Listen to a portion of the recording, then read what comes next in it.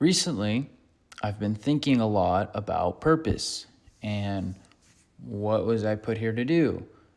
And honestly, sometimes I think that my purpose is to just survive for other people. And what I mean by that comes from the past 3 years of, I guess you could say, the adult world.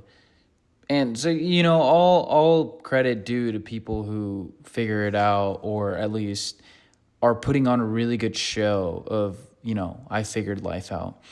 Because I don't think I have. And I think in going to school and trying while I was in school, I was always motivated by this promise of, okay, I just need to put the work in right now as a student and then get into a really cool job that pays well.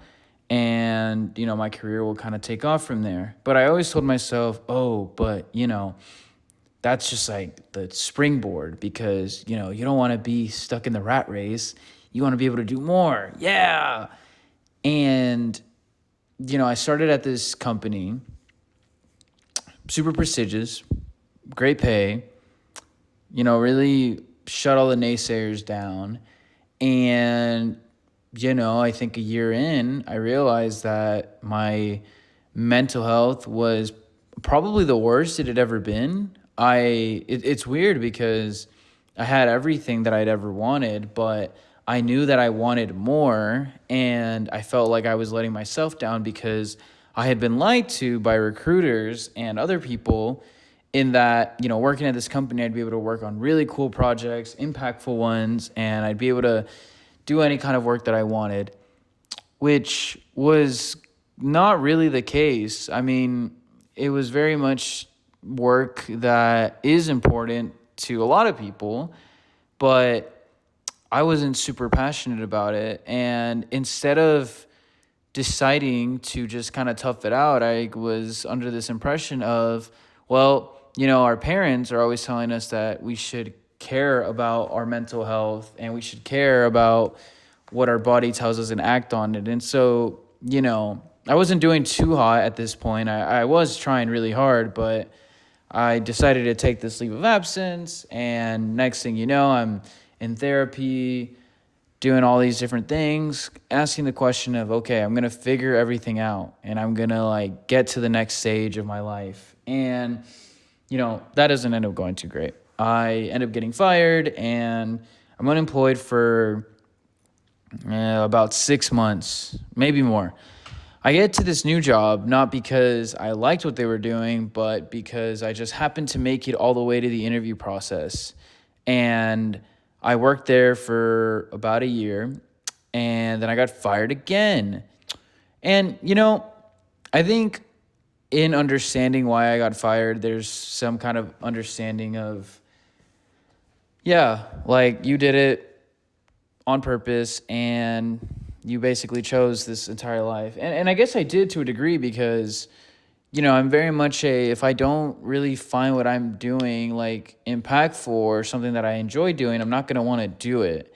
And I've come to realize that, I really enjoy when I'm around people and working on cool things, even if the prospect of money isn't really there. And so to start, I think as I've grown into this adult, while I was growing up and while I was in school, money was important to me because I came from not too much money. And then, I saw what money could do to having a really good salary, benefits and all, and not really caring about money too much anymore because I was pretty content. To now, when looking for a new opportunity, I'm always asking the question of, okay, yes, this sounds like something I'd really like to do and is aligned with my values and what I find to be exciting, but is the pay good? And if the pay is not good, I disillusion myself. And so, kind of going back to this period on purpose, I've realized that in this society we're in, you oft mistake what you want to do for what you think other people want from you. And even wanting to be paid well is not so much a individual kind of motivation, but is very much based on the illusion of status and prestige that you gain when you're able to go out and do things with your money, like travel and buy whatever the heck you want. And so I think as you get older, you need to realize that you shouldn't tie yourself to money in the pursuit of purpose. Purpose will come, money there, money not, but you can convince yourself that it's not there because you don't have the money there. So that's the first part on purpose and how you can tie it to money. But the second part is just let's talk about the job market. So when I got that second job, I looked at it and I was just like, wow, this is basically, well, one, it pays a little bit more than my last role, but the work is so simple and it is really just a peg down the prestige totem pole. And this wasn't like oh yeah, you're going to work here and build up some skills and, it's going to be really beneficial. You can always convince yourself of anything, I think. You start kind of falling apart when you stop being delusional. You need to have some kind of rational optimism. And honestly, I knew I didn't like doing what I did, and so I didn't really see a need to convince myself. And also, I said, well, I'm young enough that I don't need to really lock myself to this job. So, I think those kind of feelings made their way into my work. And I think it's so hard to talk to other people about this because everyone always tells you, they don't say this, but I think their eyes will tell you that there's this level of entitlement and kind of approval that you're looking for when you say this. And, the question then goes, well, nobody really likes what they do for work, but, we chug on anyways. And I get it. And I do get that. And I understand, but I mean, I don't know. Isn't the whole bit of suffering that people are just doing things that they don't want to do and they're not really working towards anything? So why the hell would I do something like that if everybody's always telling you go after your purpose, go after what you like? And so then, we get to the third part of purpose, which is now I don't know what the hell I want to do. You see, I've now gotten to a stage where I interview with companies. I make it kind of to the middles. I made it to the final round with one. And then I kind of just flub it all away. Not because I'm doing anything different. I've got a great routine down. I practice for my interviews. And it's all so weird because it only feels like the things that I should be doing with my free time is applying for jobs, networking, all these different things. To the point where my only purpose is to get a job so I can continue my complacency and my consistency in operating in normal society. And then you throw in families, you throw in obligations, houses, partners, and you realize that you've lost your purpose a long time ago, and you've only just now come to terms with the fact that the easiest thing to latch your purpose onto are other people and their expectations of you.